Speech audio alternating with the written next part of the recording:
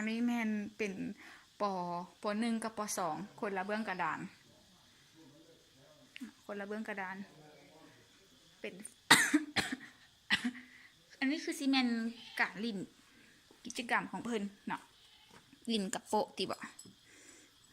ลินกันเกือบย่างกับโปะในการห้องเรียนสภาพอันนี้โต๊ะครูสอนนี่กะโต๊ะนักเรียนห้องปหนึ่ง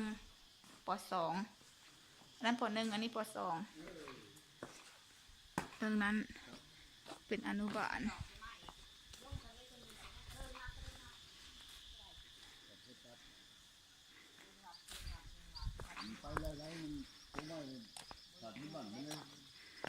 ตัวนี้บ่แม่นหากกระเฮ็ดปี2 ปีมานี้ป่ะ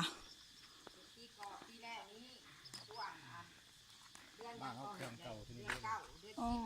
เพราะว่าตอนเขาเห็นมันเป็นแบบนี้มันมีตัวเก่าตัวเก่านี่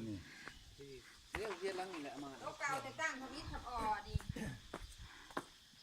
นี่ยังบ่ทันได้เฮ็ดเถื่อนี่4,000เอา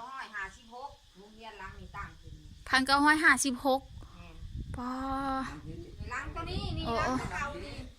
อันนี้คือล้มอันแต่ก่อนก็ยังใส่มันเป็นค้าไม้เลยล้มขาดแล้วค้ามันลงมันเพมาเลยถึงล้มพายุหรือเพมางลงมาแล้วเอาเครื่องมาเห็ดตัวนี้บัดนี้เอาจังกะซีกับไม้นี่คือมาเห็ดนี้มาต่อในนี้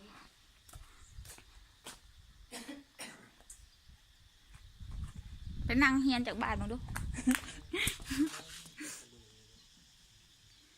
ป่ะ